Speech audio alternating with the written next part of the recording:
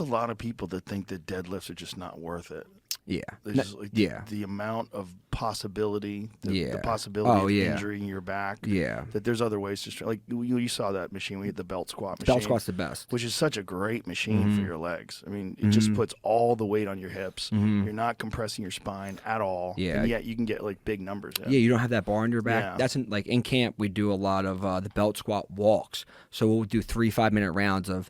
We'll put on, like, if I'm fighting it, I fight at 170, we put on 170 pounds, and we walk for 5 minutes, like, just side to side, rest 1 minute, and we do it for 3 rounds. Oof. So, but by the end of it, your hips are cooked. But it's good, though. Like, I don't have that bar on my back, and like you said, it's compressing you, and that's how you get hurt. That's another Louis Simmons invention. That fucking guy was a genius. The best. He was such a genius. That's like the method we do is like the conjugate. So we do a dynamic upper, dynamic lower, max effort, max effort. So a lot of we do a lot of sled pulls, backwards, forwards.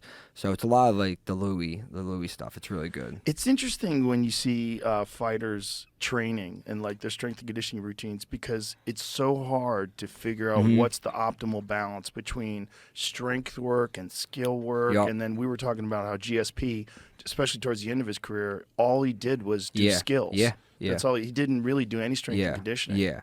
Well, because think about like like NFL, like if you go into the Eagles or the Steelers, like they might have different coaches and small things they do, but almost everything they're doing is going to be the same. Like they have that strength system figured out. MMA guys, I know guys who don't work out at all. I know some guys who do bodybuilding. I know guys who do powerlifting programs. So no one has it like figured out yet to where like maybe in 10, 20 years from now they will, but right now no one's got it figured out. So we're all kind of just trying to see what works best. Yeah, I think there's like the Sam Calavita method, which a lot of people really like. I was listening to Bo with he's a wild man. He's amazing. Sam does some crazy shit. He does. But like you were saying, that Bo, I think there's definitely a point of no return where you go too hard and those workouts, like they kind of start to pull away from all your skill training. Because if I have to recover for fucking 4 days from a bike workout, I just missed maybe potentially 8 sessions that I could have been working on my skill. Yeah. So, and that's something I'm still like, I had to figure out.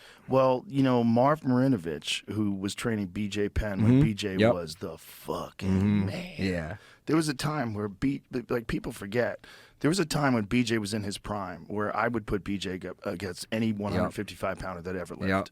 He was a monster. And when he was training with Marinovich, they really didn't have him doing any skill training. Yeah. It was almost all cardio and plyometrics and these dynamic sprinting things. And their idea was like BJ already knows how to fight. Like the problem is the gas tank. Like giving him a fucking insane gas tank where he can go as hard as he wants. So do your drills, do your other stuff, but to have extensive MMA training, they're like for 6 weeks or 8 weeks, you already know how to fight. Just the 6 weeks, 8 weeks, just we're gonna blow it out with this insane cardiovascular routine. And they got him in just fucking superhuman shape. In superhuman shape, BJ was scared. Who? Sean Shirk, BJ. That knee against the cage. Oh yeah. Joe Stevenson when he beat Joe Stevenson up. That was he was a monster, man. Did he move up to 70 before or after that? Well, he moved up to 70, I think, for fun. You know, because he didn't even really move up to 70. He just didn't diet. He probably walked down 170 pounds. He was pudgy. Like he wasn't. When he beat Matt Hughes, he wasn't big. Yeah, no. It was just Matt jiu-jitsu. Hughes was a monster. A monster. He had that farm strength. He was jacked. He was fucking strong. And now we all walk around close to 200 pounds. Isn't that wild? Close to 200. Like I cut from fight week, I show up, I'm 190 pounds. What's the heaviest you ever get?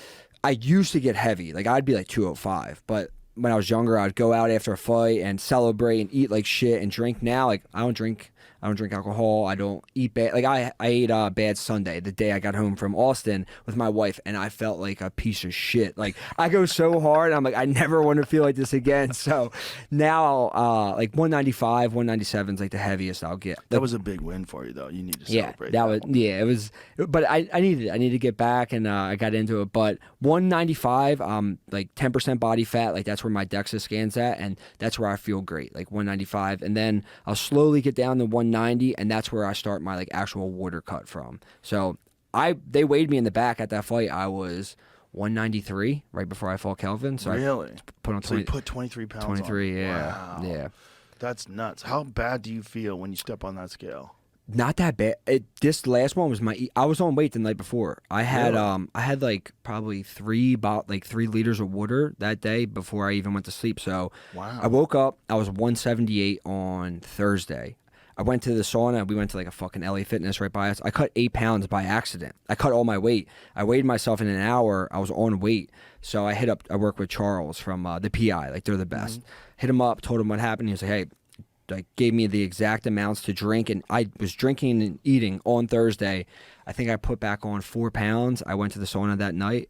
I cut all of it in 30 minutes. I'm always on weight the night before. I never, ever want to wake up and know I have to go cut weight, because those sweats are so hard to break. Like, when your body fat's that low, to break that first sweat, like, it's fucking hard. So I'd like to get on the night before and just be done with it. There's different schools of thought. Some guys like to just have a good night's sleep. They don't want to, because they say they can't sleep when they're cutting. Yeah, I feel like you're already into that cut though. So you're like, if you're gonna sleep bad, like, I think you're gonna sleep bad regardless. So I just rather not have that stress of like, fuck, I gotta wake up and cut. I know guys who wake up, they cut 10, 15 pounds. But that's how we used to do it when the weigh-ins were at 6 o'clock, because you had all that time. Now they're at 9, so I try to sleep till 7, get up, and then you have to be over there by 8, 8:30. Try to be one of the first ones on the scale, and then just start hammering those liquids back in. I wish they would let people do IVs. I feel like if you're going to allow people to have these massive cuts, they would have better performances if you let them do IVs. We used to fucking... Like, we would get hooked up with the IVs and we'd feel like Superman, like 10 pounds immediately.